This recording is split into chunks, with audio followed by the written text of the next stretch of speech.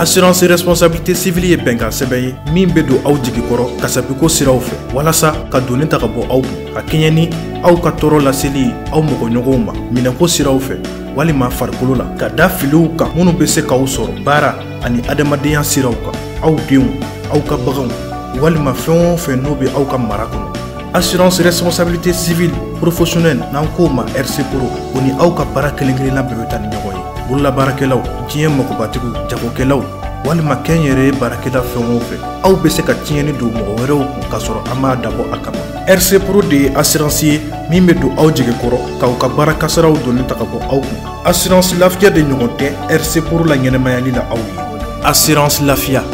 ka sini ye hakilisigi kɔnɔ. Ni SIRABA KOUMAKAN daminɛnen an ka foli ni waliɲumandɔn bɛ aw ye. Jɛmukan in tɛ fɔ aw minnu kɔ. Aw ka jɛmukan na bi an bɛna kuma fɛn min kan o de ye wale cɛjugu min kɛra kunɲɔgɔn tɛmɛnen ni a tiɲɛni bonyana kosɛbɛ. Citerne ye mɛnɛni mun kɛ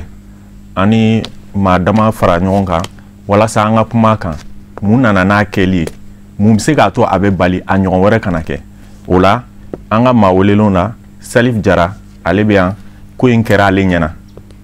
Kunnafonidila fana don. O kɛrɛfɛ Mamadu Nama Keita sirako ɲɛmaa don. O fana an numan bolo yan fan fɛ Mamadu Kone ale ye bolimafɛnw ka taa ni ka segin o directeur don. O la an bɛna kuma o de kan i n'a fɔ n y'a fɔ cogo min na. Mais yanni an ka kuma di an ka maa welelenw ma an tun ye reportage dɔ kɛ ko in yɛrɛ kan an b'o lajɛ fɔlɔ. Accident mun kɛra kunun an welela ko tasuma bɛ citerne dɔ la. Bon minnu tun bɛ yen olu ko citerne tigi nin k'a tun bɛ sira dɔ in kan k'a ko k'a bɛ fɛ ka mototigi dɔ de doubler. Mobili taara dingɛ yɔrɔ la mobili binna. Essence de tun b'a kɔnɔ. O ko mɔgɔ dɔw tun b'a kɔrɔ k'u b'a se k'u labɔ tasuma ye mobili minɛ. Donc tasuma kɛlen ka mobili minɛ u y'an wele an nana an ka baara ye tasuma faga ka mɔgɔw sauver. Mɔgɔ minnu jenina an y'u ta ka taa n'u ye dɔgɔtɔrɔso la ka tasuma faga. Mais a y'a sɔrɔ citerne tasuma b'a la et puis mobili dɔw fana tun bɛ tasuma boli la. Citerne ni jenina 4x4 dɔ tun bɛ double cabine o jenina ani mini car nin dɔ u bɛ minɛnw de ta n'a ye. Donc olu jenina ani moto min jenina a bɛ moto a ka ca ni moto 40 ye. Parce que a bɛnna circulation wagati mototigiw tun bɛ nalen donc mɔgɔw nana don tasuma la yɛrɛ de. Donc a ye moto jeni ka mɔgɔ 6 yɛrɛ fana jeni. O kelen kɔni ale ma sisi mais ale sara. Donc n'i y'a jateminɛ mɔgɔ 7 de ye su ye ani mɔgɔ 46 olu banana olu jenina mais o ma sa an sera ka se n'olu dɔgɔtɔrɔso la olu bɛ dɔgɔtɔrɔso la yen. Bon mun bɛ se ka kɛ walasa ka nin accident sugu ninnu ɲɔgɔnnaw bali o ye an ka hakili to an ka sirabakan sariyaw la. N'an y'a hakili to sirabakan sariyaw la a ka ca Ala fɛ mɔgɔ t'a fɔ ko kasara tɛna mɛ a bɛ dɔgɔya kosɛbɛ. Donc o ladilikan de b'an bolo k'a fɔ mɔgɔw ɲɛna k'a fɔ population fana jama ɲɛna minnu nana an welela mais an seli a fan dɔw gɛlɛyara parce que mɔgɔ fɔlɔw kɔni sera ka na olu ye tasuma fagali daminɛ u ko ko ka ambulance bila ka na. Donc ambulance ni jama tɔ natɔ la an sɛgɛnna sira la puisque mɔgɔw nana ka mobili jɔ ka boli ka taa filɛli kɛ. Donc u ye sira bari sira tun t'an bolo ka tɛmɛ u y'an lasumaya dɔɔni. Donc an bɛ halisa a ɲini sigidala mɔgɔ fɛ ni nin sugu kɛra ni bɛna filɛli kɛ k'i ka mobili jɔ kɛrɛfɛ i kana mobili jɔ sira kan a ka sira bila minnu ka baara don olu ka se ka n'u ka baara kɛ. Polisiw u y'an dɛmɛ kosɛbɛ walasa an ka se ka yɔrɔ lasɔrɔ mais o bɛɛ la ni mɔgɔ min ka mobili tɛ yen yɔrɔ a ka gɛlɛn tɛmɛli ka gɛlɛn o la. Donc an b'o a fɔ mɔgɔw k'u hakili to o yɔrɔ la u b'a to baara bɛ ɲɛ an bolo. Ka foli lase an ka ɲɛmɔgɔw ma jamana ɲɛmɔgɔw ka foli lase u ma k'a lase an ka ministre n'an ka directeur général ma parce que baarakɛminɛnw b'an bolo minɛnw dira an ma alhamdulillah. Donc ni baarakɛminɛn ɲuman b'i bolo baara bɛ ɲɛ a bɛ teliya bɛɛ y'a ye baara in ɲɛna a teliyara. Donc an b'o foli lase u ma ka foli lase n yɛrɛ baarakɛɲɔgɔnw ma an da kan kɔni y'o de an bɛ mɔgɔ lakana ou bien an bɛ to a la an y'an ka sariya an y'an ka serment kɛ n'o de an b'o baara de la. Donc u jɔyɔrɔ min u y'a fa n ka foli b'u ye kosɛbɛ bɛɛ y'i yɛrɛ di a ko la hali minnu tun tɛ garde la u bolila ka na u nana u jɔyɔrɔ min u y'a fa donc n ka foli b'olu ye kosɛbɛ n ka foli bɛ ka taa halisa jama ye mɔgɔw farala kan u y'an dɛmɛ baara la n ka foli b'u ye ka foli lase Cherifla ɲɛmɔgɔw ma foli lase Cherifla yɛrɛ ma. An bɔra ka nin ja ninnu lajɛ sisan kɛra kojuguba ye an bɛ aw ladɔnniya k'a fɔ nin wagati la mɔgɔ hakɛya mun fɔra ko o ntanyana dɔ faral'o kan an b'aw fo aw sɔnna ka na an ka wele jaabi walasa an ka se ka fara ɲɔgɔn kan nin kojugu mun kɛra ka se k'a ɲɔgɔnna wɛrɛ bali. Salif n ka ɲininkali fɔlɔ ko in kɛra aw kɛrɛfɛ a kɛra cogo di e bɛ se k'i da don a la k'a ɲɛfɔ lajɛlikɛlaw ye a kɛra cogo min. D'accord, yani n ka n da don a la k'a ɲɛfɔ n bɛ foli lase an lajɛbaga bɛɛ lajɛlen ma n bɛ se k'a fɔ ko in kɛra a y'a sɔrɔ ne bɛ station de kɔnɔ bon Citerne a tun tɛ voie belebeleba kan a tun bɛ voie fitinin de kan kɛrɛfɛ donc a tun bɛ ka na a ye mototigi dɔ de éviter a y'o éviter ka voilà ka taga yan fɛ donc ka taga fara mototigi wɛrɛ kun donc a faralen o kun sisan donc Citerne binna bon apparemment o mototigi Citerne binna o de sanfɛ donc chauffeurkɛ kɔni ani parantikɛ tun b'a kɔnɔ mais chauffeurkɛ sera ka bɔ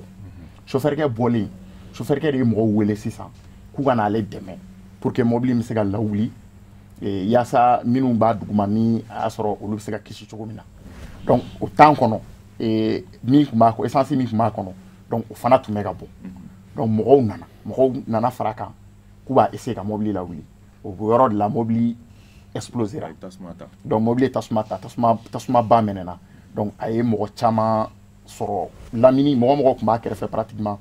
o bɛɛ sɔrɔla fɛn in senfɛ donc n bɛ se k'a fɔ ko in kɛra ten de bon o kɛlen kɔfɛ donc minnu dalen kun tɛ n'olu tora sur place olu dɔw y'a essayer k'u mabɔ ko in kɛyɔrɔ la donc dɔw taara nakɔ salati feere nakɔ minnu b'a yen dɔw taar'u da sumaya la yen nɔ donc minnu bɛ yen nɔ dɔw fana y'a essayer ka jigin ji la parce que chaleur b'u fari la donc en attendant yanni pompiers bɛ na k'a essayer ka n'a faga k'o kɛra nin cogo de la. ok mais mɔgɔw ma yɔrɔ mun faamu mɔgɔ caman ɲɛna k'a fɔ hakili bɛ taa tasuma de la tasuma in wulila kun dɔ de kama accident de kɛra accident kɔfɛ de tasuma wulila fo mɔgɔw k'o yɔrɔ de dɔn tasuma ma bali ka wuli mobili la mais accident de kɔfɛ accident in nana cogo di k'a ko a bɛ tɛmɛ mototigi dɔ de la o de nana ni accident ye. Mamadu Kone n ka ɲininkali filanan bɛ ɲɛsin ma yalima nin tun tɛ se ka baliya. Bon yanni n ka kuma n bɛ taasi bila kɛ ka taa banbagatɔw ma ala ka hinɛw na ala k'an kisi ni ɲɔgɔn ma ala ka kɛnɛya sabati minnu joginna ye o kɔnɔna na accident ye n'i k'i b'a ta e ka question in senfɛ accident bɛ bali ni baara de ye o baara ye jumɛn ye waleyaw de bɛ kɛ fɔlɔ min b'a to accident ti kɛ so n'a kɛra an bɛ base o de kan an b'o de ta ka baara k'o kan pour que a ɲɔgɔnna wɛrɛ kana kɛ bon n'i b'a ta kuma surunya a bɛ fɔ kojugu de ye maa karamɔgɔ ye anw ka accident ko kuma bɛ ten voilà donc ka bali bon ni min kɔni sudala a bɛ se ka bali a bɛ bali parce que peut-être caman kɛra olu ma kɛ bon a bɛ se ka bali mun na ni Citerne man ka bɔ sira in fɛ sira in ka dɔgɔ ne yɛrɛ delila ka bɔ a fɛ mobili fila kɛ man di ka ɲɔgɔn kunbɛn na kosɛbɛ o ye kelen ye Citerne cogoya bɛ cogo komi a jenina mɔgɔ t'a ka fɛrɛnko cogoya dɔn mɔgɔ t'a ka chauffeur min kun b'a la mɔgɔ t'o ka maîtrise cogoya dɔn i y'a faamu a ye binni min kɛ Citerne mana ka nin yɔrɔnin na a bɛ fɛn dɔ de jira yɔrɔnin tɛ vitesse ta yɔrɔ ye a dun jɔlen ma bin mun y'a to a binna donc o étude détail d'accident min bɛ sen na o ma bɔ fɔlɔ parce que nin yɔrɔnin vitesse tɛ se ka taa yen i y'a faamu fulancɛnin kɔnɔ vitesse tɛ se ka taa yen parce que ni vitesse tɛ taa yen bɛɛ bin so mobili jɔlen ka bin o yɔrɔ tɛ a goudron b'a yɔrɔ la problème t'a yɔrɔ la a goudron na donc n'a binna mun y'a to a binna chargement de binna a ye fɛrɛ minɛ chargement de y'a déséquilibré wa a binna wa chargement yɛrɛ tɛ a kun datugulen don ka ɲɛ wa a bɛ livraison na ni carburant bɛ bɔ parce que chargement dɔ bɛ se ka bin ka waati jan kɛ a tɛ bɔ ni n ka explication na a binna dɔrɔn carburant commencera ka bɔ bon ni carburant dun bɔra o tasuma ji de o bɛ se ka bali kun minnu na o kun de kan ka fara ɲɔgɔn kan pour ka o kun renforcer chauffeur kɛ min bɛ k'a boli o y'a fɔ n ɲɛna ko chauffeur kɛ fana ni tora a la ala ka hinɛ na k'a fana bɛ jeni taw fɛ donc o renseignement ni témoignage minnu bɛ kɛ nin o de bɛ fara ɲɔgɔn kan ka sɔrɔ ka taa lajɛ hali bi a kɛra cogo min tile kelen baara tɛ tile fila baara tɛ donc min y'a to a binna a yɛrɛ ma k'o dɔn maintenant a kan ka labɛn cogo min pour que mobili wɛrɛ kana bin a yɛrɛ ma o cogo la a bɛ se ka kɛ a ye fɛɛrɛ minɛ fɛɛrɛ kolela a panena a kɛrɛ jɛngɛna donc n'a kɛrɛ jɛngɛna a ye moto kelen ta a y'a barake a ye fɛɛrɛ minɛ kɛrɛ jɛngɛna ni kɛrɛ jɛngɛna sisan a bɛ dɔwɛrɛ tan yɔrɔnin ka dɔgɔ a bɛ s'a ma donc n'a kelekulaw la a bɛ taa bin ni mɔgɔw b'a yɔrɔ a bɛ bin bon n'a dun binna fana a kɛra baara ye donc accident in de ye en fait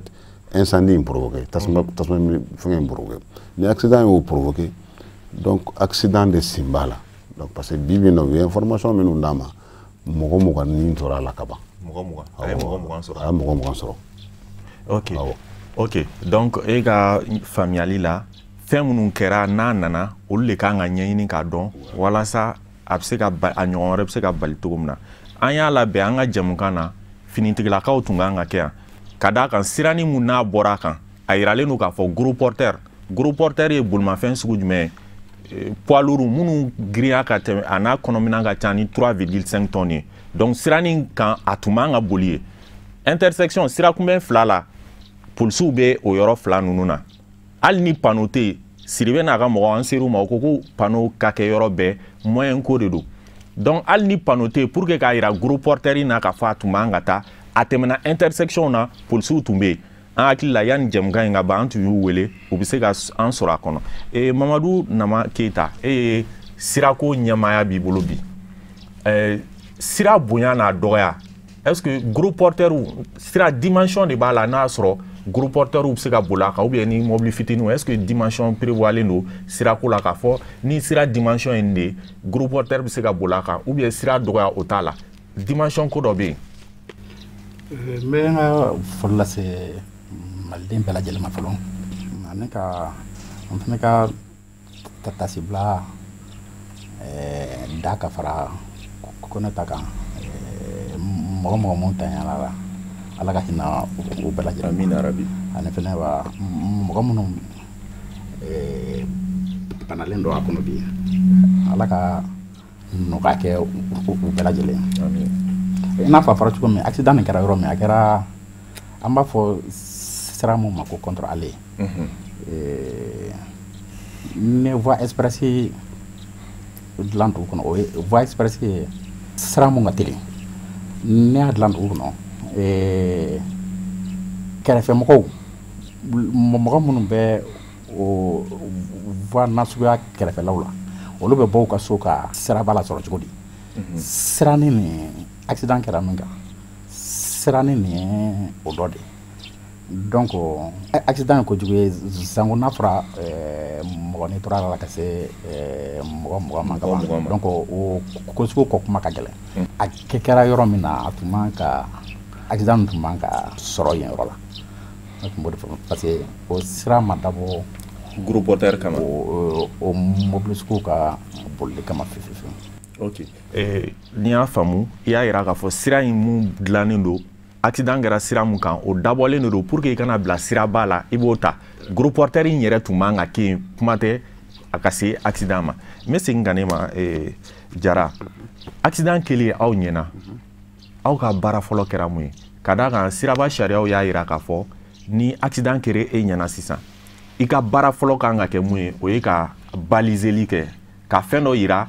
k'a fɔ accident kelen don yan walasa accident wɛrɛ kana kɛ o kɔfɛ secours bɛ wele n'i bɛ se ka dɛmɛ don ma i bɛ dɛmɛ don ma n'i tɛ se ka dɛmɛ don i bɛ yɔrɔ janya a kɛra aw ɲɛna réaction aw ka wulikajɔ kɛra jumɛn ye. bon accident kɛlen kɔfɛ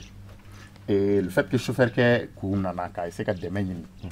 bon minnu kun ka surun a yɔrɔ la directement olu dɔw gɛrɛla la bon minnu bɛ yɔrɔ jan fɛ komi olu y'a ye essence bɛ ka bon mobili ye mobili modèle min ye donc caman ma sɔn ka gɛrɛ donc minnu tora kɔfɛ olu y'a essayer k'a fɔ mɔgɔw ye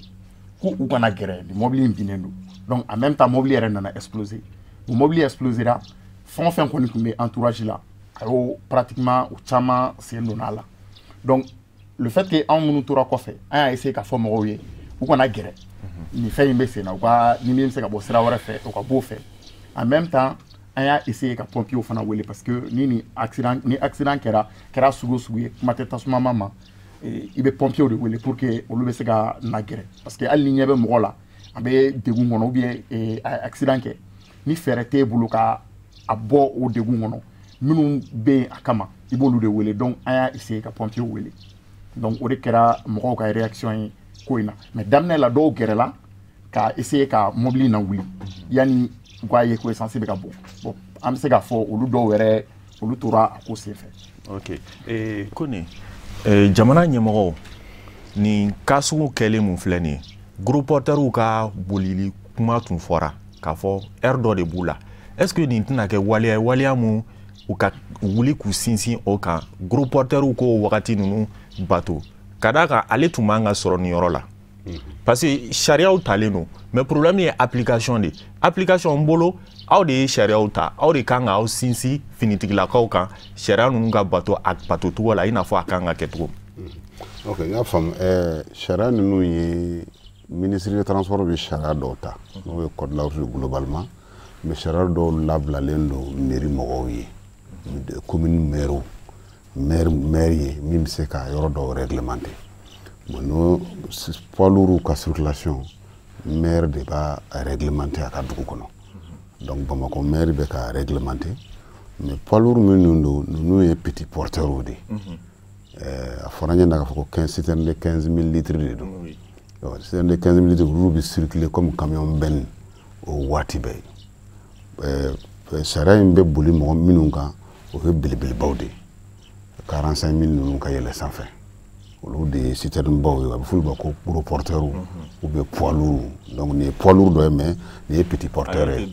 voilà ale ye 15 000 litres ye donc o sariyaw kan ka bato de wajibi bilen o sariyaw kan ka bato parce que n'o ma bato an ye nin ye nin min ye a la manganu ye nin jenina wagati min o y'a sɔrɔ mɔgɔw tun ma jigin ka bɔ baarayɔrɔ la yɔrɔ min na nin ye a jama de ka ca n'a tun kɛra o ye a tun bɛ juguya koyi a bɛ juguya dɛ donc hali bi o sa an kan ka an ni sariyatigiw mairie mɔgɔw k'a lajɛ a bɛ kɛ cogo min na sécurité kan ka renforcer ni mobili sugu minnu produit liquide dangereux bɛ minnu kunna parce que o de don voilà maintenant pour ka a sécuriser c'est vrai an bi approvisionnement kɛ an bi carburant feere la mais carburant fana sariyaw de b'a la a bɛ taa livrer waati min a bɛ taa wagati min o fo de ka dɔn mais n'an y'a kɛ waati bɛɛ a tɛ ɲɛ fo carburant la an ka sigi k'a lajɛ a kan ka kɛ cogo min na mairie la an bɛ se ka mairie dɛmɛ cogo min pour k'a sinsin parce que ni min kɛlen filɛ nin ye y'a mobili fitinin ye ala man kisira belebeleba ma parce que ça c'est plus grave parce que a dɔ kɛra jamana dɔ la mɔgɔ 100 ni kɔ de tɔɔrɔ la donc o ma ɲɛ donc an kun alertera ka ban fo an ka mesure de ta sisan ani mairie mɔgɔ pour k'a lajɛ fitininw bɛ boli cogo min na o yɔrɔ minnu na waati minnu na fo k'o kɛ sinon belebeleba ninnu ta polisiw kɔni a ɲɛfɔr'u ɲɛna ale kɔsa ɲɛna ministre de la transport yɛrɛ communiqué kɛ ni problème ye parce que nin accident in kɔfɛ tile damadɔ ni tile 2 tile 3 kelen ta kun bɛna kɛ échangeur fan fɛ i y'a faamu o kun ye moteur tasuma manana moteur yɔrɔ la extincteur 2 min b'a kɛra o ma marché f'u taara station ta de kɛ o kun falen do fana gasoil la donc c'est très dangereux donc fo mesure de ka serré sisan wele de bi bila sisan polisiw ma u ka mesure serré air de circulation o ko serré kosɛbɛ n'u y'o serré maintenant ni min kan ka bɔ a la tuguni ni min ta tɔ dun kan ka gérer an b'o gérer o cogo la pour que o ka bɔ a la parce que a tɛ se ka taa dɛ bututigi ka ca jamana kɔnɔ maliyɛn min ni accident kɛra sisan an bɛɛ bɛ fɛ ka mɔgɔw bɔ degun la min bɛ se an bɛɛ bɛ gɛrɛ mais ni nin sugu kɛra an kɔni b'a fɔ mɔgɔw ɲɛna ni sisan kɔni binna kɔni a ka mɔgɔw ka farati a la parce que tasuma bɛ se ka wuli tasuma bɛ bɔ parce que i b'i to girin na sisan k'e bɛ taa dɔw la o y'a sɔrɔ cigarette b'e da la i b'i ɲinɛ cigarette kɔ et puis t'as et de bika enfin il y a au problème donc véritablement charia ina fanga lajɛ. Ok, an bɛ segin ka na directeur fɛ sirako bɛ ale bolo directeur tile fila in na wagati kɔnɔna la sirako kuma cayara i bɛ taa sɔrɔ an ka Bamakɔ kɔnɔna sira caman bɛ yen nɔ dingɛw bɛ k'u kɔnɔna la an bɔra a kalama k'a fɔ hali ministre ni a ka délégation taara Manikala yan fan ninnu fɛ wagati dɔ la u ye sira tɔ bɛɛ tiɲɛ ka taa donc sira ni sira dilanna c'est vrai sira minnu b'an bolo sira ninnu dilanna a mɛnna a ma dabɔ k'a fɔ k'u bɛna nin girinya suguw ta o girinya minnu yɛlɛn'u kan i ka an ka jɛmukan dɔ la i y'olu explication di an y'o faamu girinya minnu farala kan o de nana ni sira tiɲɛni mais est ce que baarakɛyɔrɔ tɛ yen mun b'i occuper siraw tiɲɛniw na ka u dilan joona parce que an bɛ yɔrɔ min na ko bi carte d'identité ko problème bɛ mobili caman na bi ka sababu kɛ ni de pulu ye. Camion ka dugukɔnɔ bolili ko dɔ fana b'a la fo o yɔrɔ fana ka lajɛ tanko camion minnu bɛ carburant ninnu carburant ta station jɔyɔrɔ tɛ yɔrɔ bɛɛ effectivement ni station jɔra yɔrɔ bɛɛ la dugu kɔnɔ a bɛ bolifɛntigiw bila ka boli ka don yɔrɔ la u man ka boli ka don yɔrɔ min donc sariyaw lafilɛli cogoya la fo o yɔrɔ fana ka lajɛ station ko autorisation bɛ di o bɛ jɔ yɔrɔ min na o fana ka lajɛ ni hakili wɛrɛ ye kosɛbɛ kosɛbɛ mais min ye sirako cogoya ye bi zango Bamakɔ kɔnɔna na n'an y'a o ta ta mɛ yɔrɔ bɛɛ dɔn dɔɔnin c'est que an bɛ wagati dɔ de kɔnɔ réforme ni réforme ye taabolo yɛlɛmali o bɛ lasɛbɛntiya wagati min na yen acteur kura bɛɛ ka don u jɔyɔrɔ kɔnɔ a bɛ na ni gɛlɛya caman ye an bɛ o wagati de kɔnɔ bi ni ye Bamakɔ sirako ta k'a lajɛ bi siraw bɔra ɲɔgɔn na ka a tila État ni collectivitéw cɛ an ka décentralisation de y'a décidé ka kɛ ten cogo la walima an bɛ segin ka bɔ décentralisation kɔnɔ ne dun b'a dɔn o tɛ se ka kɛ walima an bɛ to a kɔnɔ wa an ye o taabolo kura min ta fo bɛɛ ka sɔn ka don i ka responsabilité ko kɔnɔ o cogoya la n'i ye Bamakɔ ta kilomètre 400 dɔɔnin k'a jɛ o de bɛ Bamakɔ carte d'identité dira sira min ma Bamakɔ kɔnɔ o kilomètre 400 kɔnɔ kilomètre 56 o de bɛ an ka yamaruya kɔnɔ bi u dɔnnen don net sira min bɛ bɔ Kulukɔrɔ ka don Korofina fɛ ka na Gabriel Touré dayɔrɔ la sira min bɛ bɔ Sikaso ka bɔ Tour d'Afrique fɛ ka na Pont des Martyrs la ka na Place de la Liberté la ani sira min bɛ bɔ Sɛbɛnninkɔrɔ ka don Bamakɔ ka bɔ Primature kɔrɔ dayɔrɔ fɛ ka na Place de la Liberté la ani sira min bɛ bɔ Buguni ka na Tour de l'Afrique la bibi na réforme y'a ko da cogo min sira mun bɛ État ka bolo kan o sira ninnu filɛ nin ye sira tɔ fɛn fɛn bɛ Bamakɔ kɔnɔ a bɛɛ bɛ mairie dɔ de ka bolo kan bi maire ka bolo kan commune 1 ka siraw bɛ yen commune 2 3 4 5 6 u ni mairie de district kan ka jɛ ko min bɛ o sirako tɔ ninnu na hakilina min kan ka ta o étude min kan ka kɛ ka programme min dilan baara min kan ka kɛ entretien min kan ka kɛ olu de kan ka kɛ mais comme réforme n y'a fɔ cogo min an don wagati kura don a kɔnɔ an bolo bɔra a la mais olu m'a ta fɔlɔ o de fana bɛ se ka gɛlɛya tɔ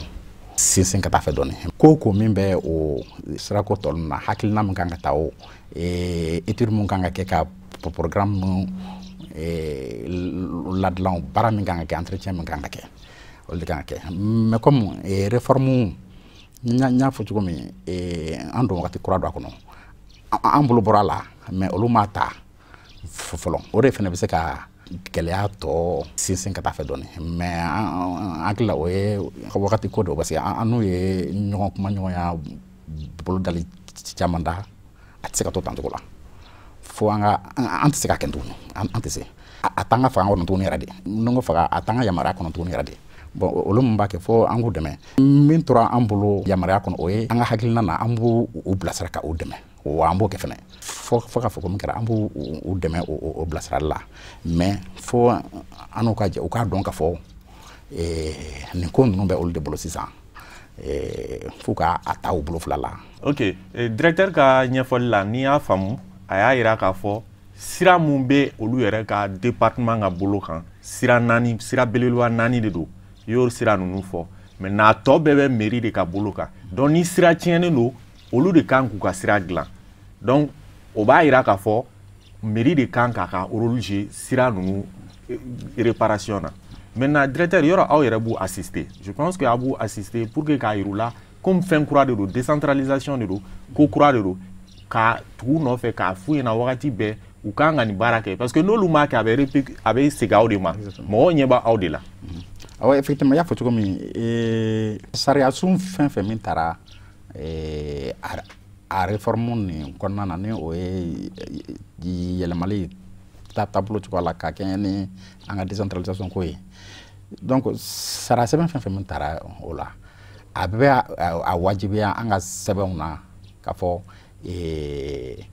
hakilina dɛmɛ a bɛ fɔ min ma ko appui conseil o hakilina dɛmɛ o ye wajibi ye an kan an ka collectivité bɛɛ lajɛlen Mali collectivité bɛɛ lajɛlen k'a daminɛ région na ka na commune na mɔgɔ mɔgɔ min mago bɛ an na wagati o wagati min na su ani tile an b'o ka bila la wa hali n'u yɛrɛ ma an sɛgɛrɛ ni ko min ye n'an y'a ye gɛlɛya b'a la an yɛrɛ b'u latɔgɔma pour que ka u bilasira hakilina ko la an bɛ o baara la bi kosɛbɛ kosɛbɛ ni pour que ka misaliya dɔ d'i ma o la Bamakɔ programme belebeleba fila bɛ ka baara kɛ bi kelen Banque mondiale ka programme dɔ ye kelen AFD Agence française de développement ka programme dɔ ye an b'u bɛɛ lajɛlen fɔ ani an dɛmɛjɛkulu bɛɛ lajɛlen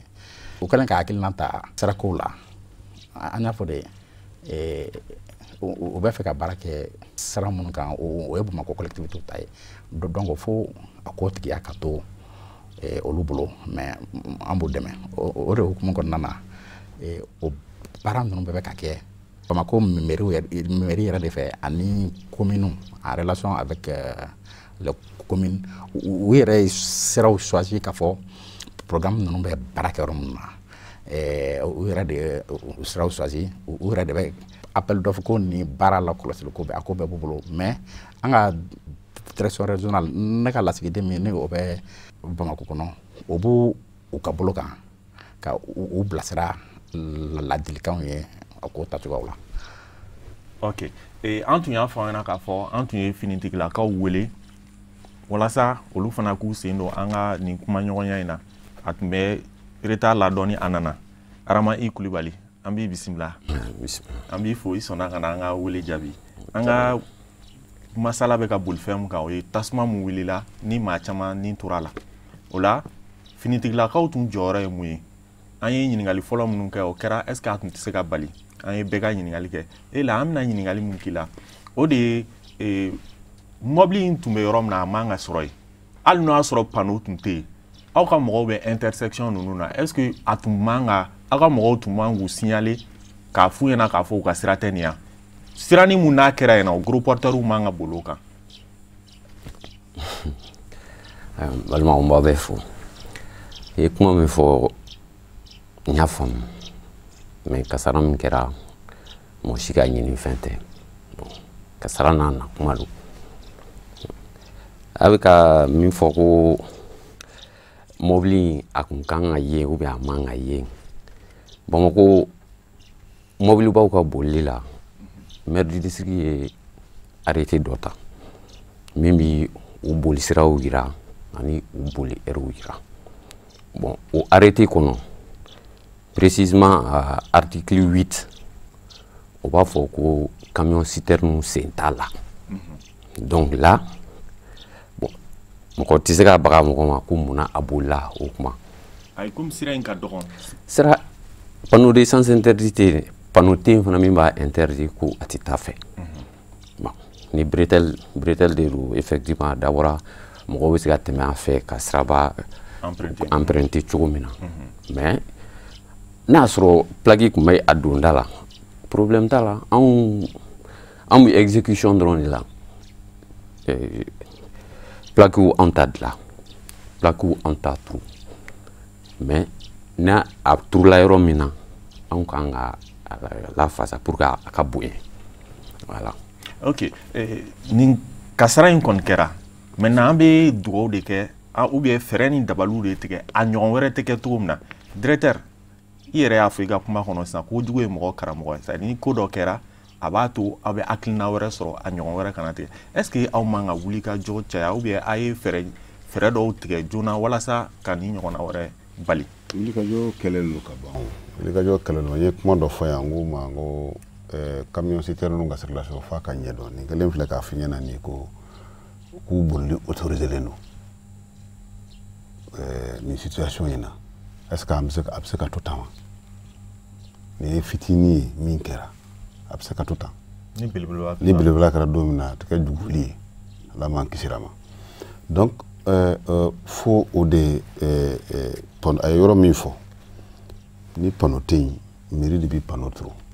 comme a y'a fɔ cogo min na mairie de bɛ pano turu a yɔrɔ la k'a fɔ ko poids lourd tɛ tɛmɛ yan camion fitinin sugu o sugu ni camion tɛ tɛmɛ yan donc faut ka signalisation de renforcer Bamakɔ siraw la o problème déficit de signalisation bɛ yɔrɔ caman na non seulement sira yɛrɛ dɔw caman man ɲi comme a y'a fɔ cogo min na tigiw ka ca sira la sisan mais déficit de signalisation caman bɛ u fɛ yen u kɔni tun b'o kɛ ka kɔrɔ n'u ma sira la daminɛ kosɛbɛ mais u tun bɛ signalé panneau turu ka kɔrɔ u b'o kɛ donc ani o ye kelen ye ani o dɔrɔn tɛ o citerne ka contrôle technique kan ka fana kan ka renforcer visite technique parce que an ma preuve ba sɔrɔ comme mobili jenina fɛn caman bɛ tunun a kɔnɔ fɛn caman taara sa ala pièce dɔw bɛ yen nɔ i tɛ se ka a ɲɛni na a ɲɛbaliya a fonctionner a ma fonctionner i t'a dɔn a kɔnɔ donc fo an k'o yɛrɛ lajɛ parce que nin yɔrɔ fitinin na mobili ka bin k'a jan fo ko dɔ b'a la ko dɔ mobili bin yɔrɔ tɛ quoi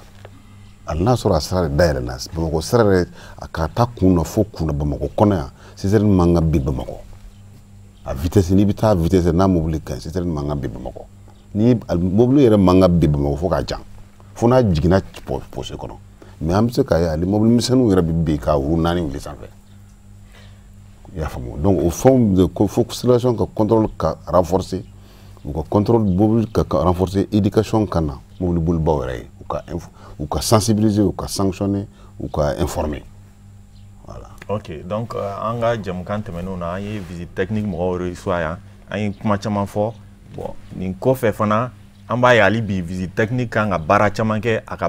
baara caman fara a ka baaraw kan État fana kan ka wuli k'i jɔ ka visite technique jateminɛ kosɛbɛ walasa mobiliw degun caman ni accident caman bɛ kɛ o ka bali comme sisan a ma ɲɛ a kɛra an bɛ fɛɛrɛ de ɲini a ɲɔgɔn wɛrɛ kana kɛ ko nin e yɛrɛ bolo la mun de kan ka kɛ ni ɲɔgɔn wɛrɛ kana kɛ. Bon ne bolo min kan ka kɛ pour que ni ɲɔgɔnna wɛrɛ kana kɛ o ye komi an ka kumaw senfɛ yan nɔ sisan n y'a dɔn k'a fɔ ko mairie de bɛ a sariya ta ni mobili ninnu ka bolili kan an balimakɛ ye kuma min fɔ o bɛ gros porteurs de ko fɔ mais ni min kɛlen filɛ nin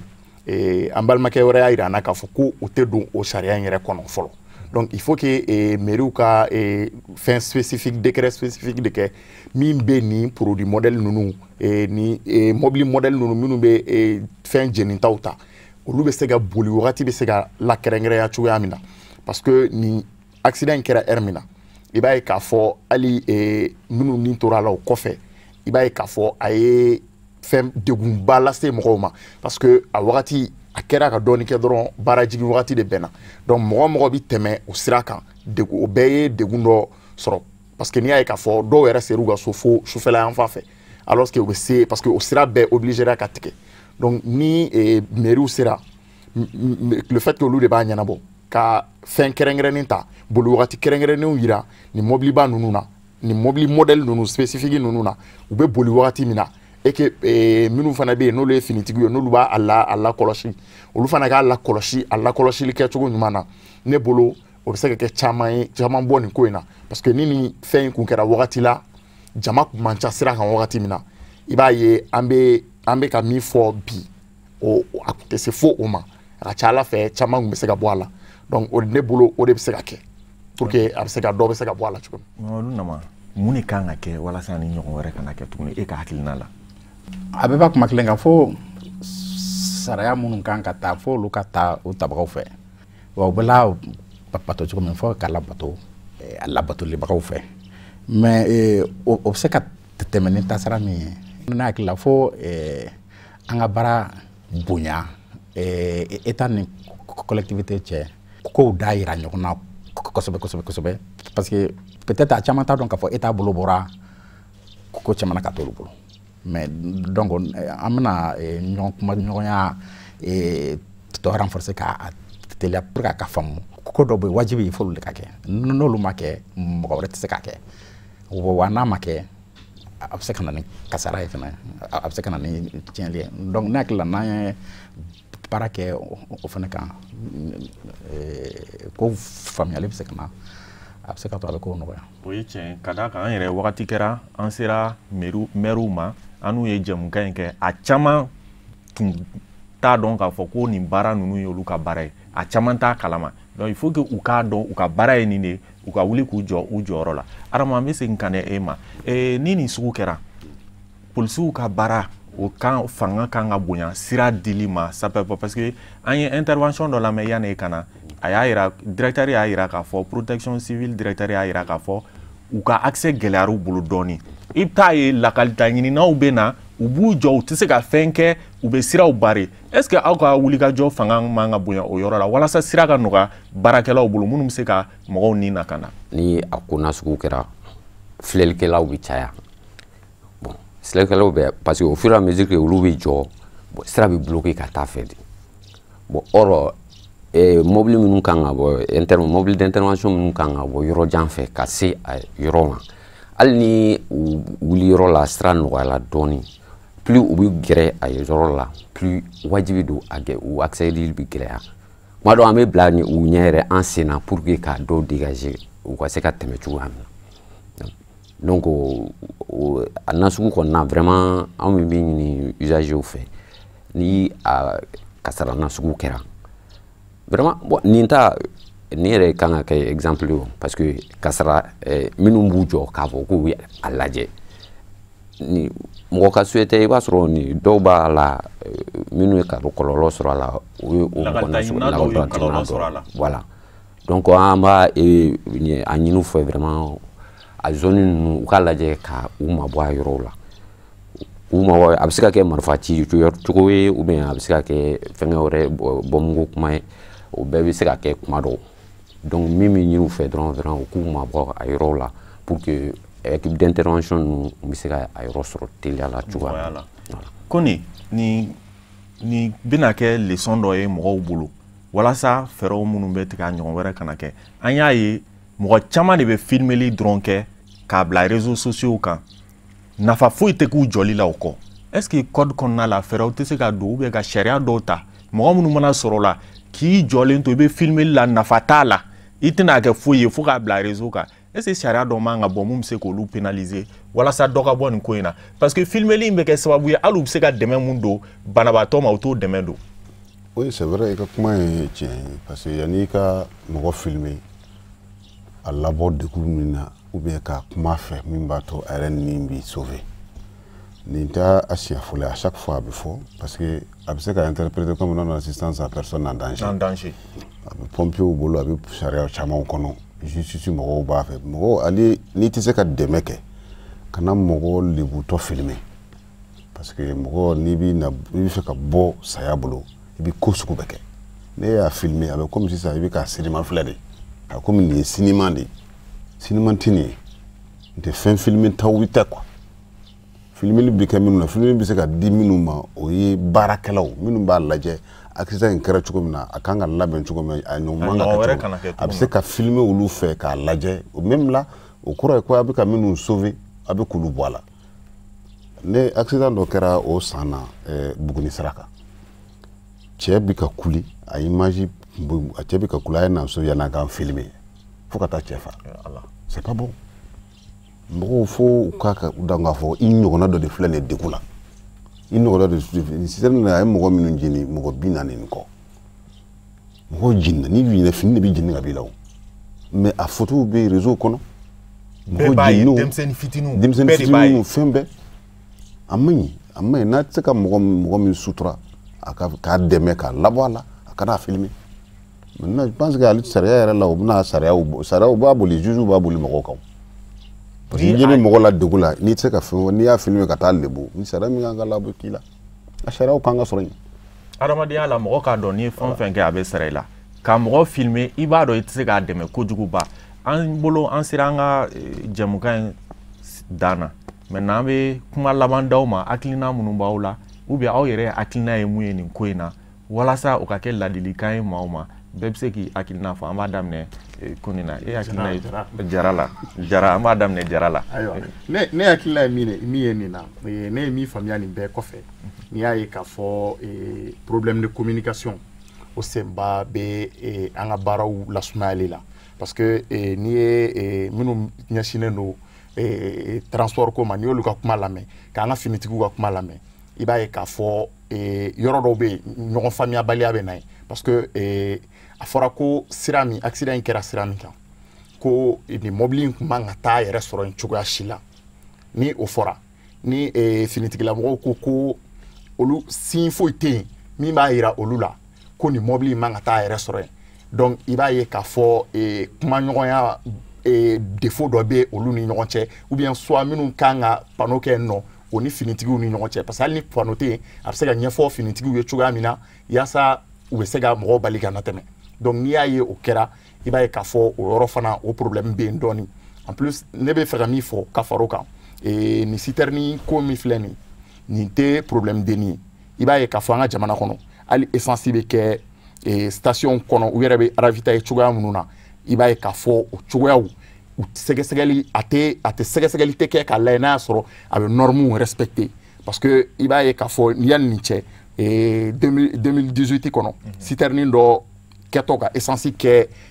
station yɛrɛ fɛn kɔnɔ Yirimajɔ ni tɛmɛna n'i bɛ ka taa 26 mars la citerne in ye tasuma sɔrɔ yen nɔ tasuma y'a se ka citerne in minɛ o yɛrɛ sɔrɔla parce que o station kelen kɔnɔ mɔgɔ dɔ tun bɛ yen a tun bɛ thé wuli la tasuma de b'a bolo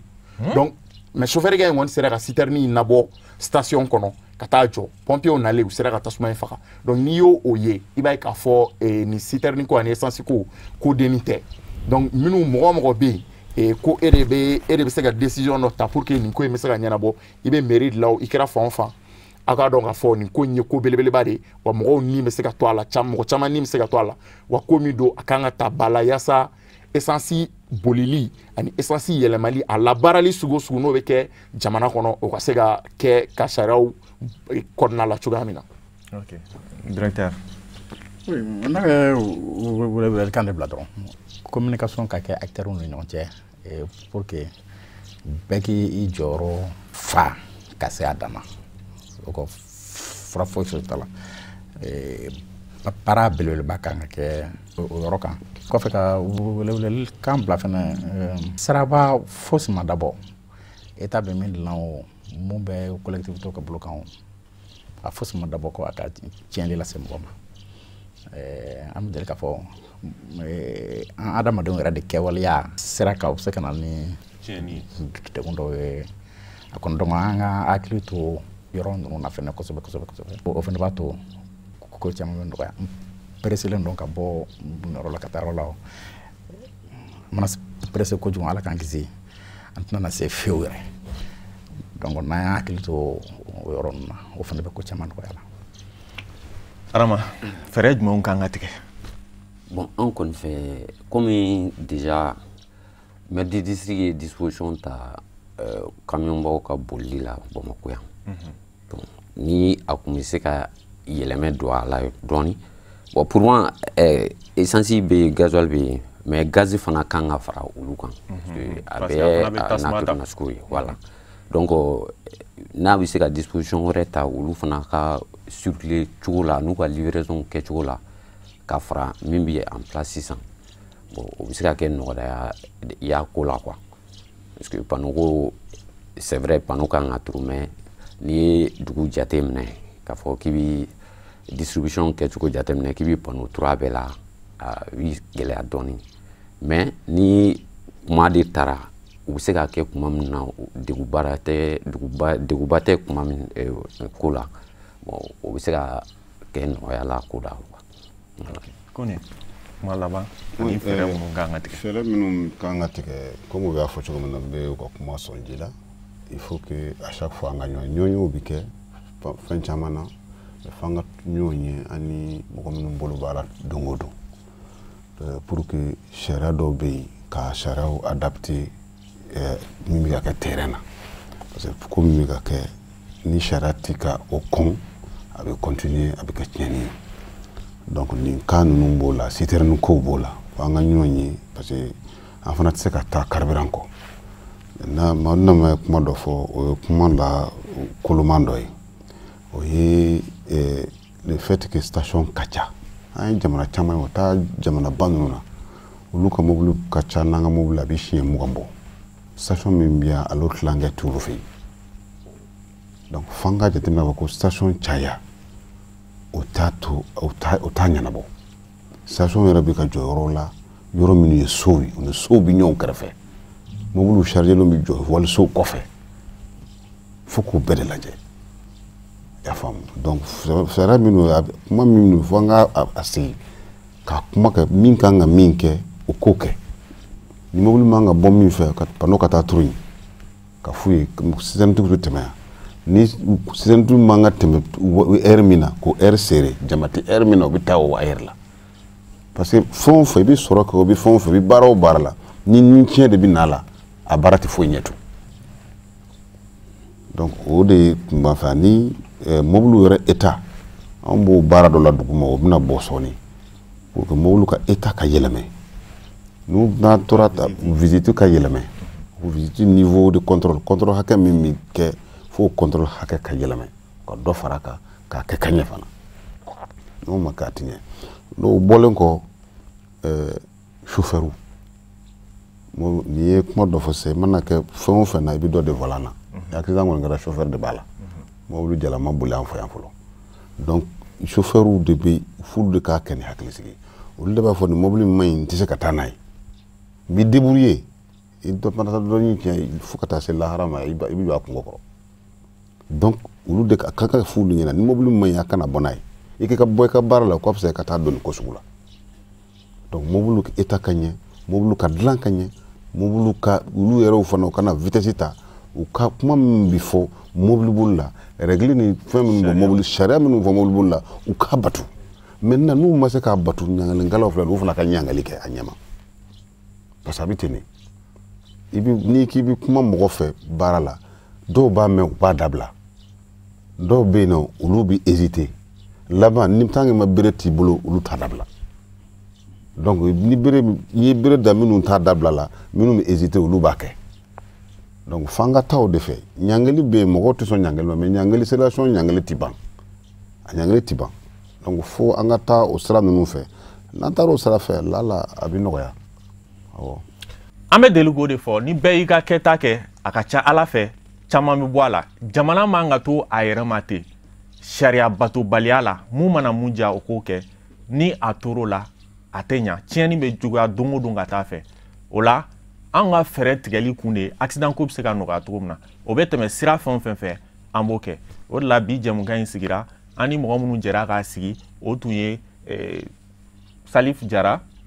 n'ale ye journaliste ye accident in kɛra ale ɲɛna o kɔfɛ ale kɛrɛfɛ Mamadu Nama Keita directeur national des routes ale ye sirako ɲɛmaaya bɛ a bolo an dun b'an bolo yan fan fɛ o tun ye Mamadu Kone ale ye transport directeur ye bolimafɛnw ka taa ni ka segin ɲɛmaaya bɛ a bolo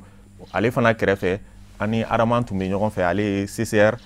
agent ye polisi don circulation polisi don donc hakili la k'a fɔ faamuyali sɔrɔla an tun bɛ fɛn mun nɔfɛ o de ye ɲangata mun kɛra a ɲɔgɔn wɛrɛ kana na kɛ fɛɛrɛ minnu dabali minnu bɛ tigɛ ani a kɛra cogo min an ka jɛmukan tun bɛ ka bolo o de kan hakili la caman faamuyala hakɛto bɛ nin kan Sali Ala Muhamadu. Assurance responsabilité civile ye bɛnkan sɛbɛn ye min bɛ don aw jigi kɔrɔ kasabiko siraw fɛ walasa ka donni ta ka bɔ aw kun ka kɛɲɛ ni aw ka tɔɔrɔ laseli aw mɔgɔɲɔgɔnw ma minɛnko siraw fɛ walima farikolo la ka da filiw kan minnu bɛ se k'aw sɔrɔ baara ani adamadenya siraw kan aw denw aw ka baganw walima fɛn o fɛn n'o bɛ aw ka mara kɔnɔ. Assurance responsabilité civile professionnelle n'an k'o ma RC Pro o ni aw ka baara kelen-kelenna bɛɛ bɛ taa ni ɲɔgɔn ye. Bololabaarakɛlaw diɲɛ magobatigiw jagokɛlaw walima kɛnyɛrɛye baarakɛla fɛn o fɛn aw bɛ se ka tiɲɛni don mɔgɔ wɛrɛw kun k'a sɔrɔ an m'a dabɔ a kama. RC Pro de ye assurance ye min bɛ don aw jɛgɛkɔrɔ k'aw ka baara kasaraw donni ta ka bɔ aw kun. Assurance lafiya de ɲɔgɔn tɛ RC Pro la ɲɛnɛmayali la aw ye. Assurance lafiya ka sini ye hakilisigi kɔnɔ.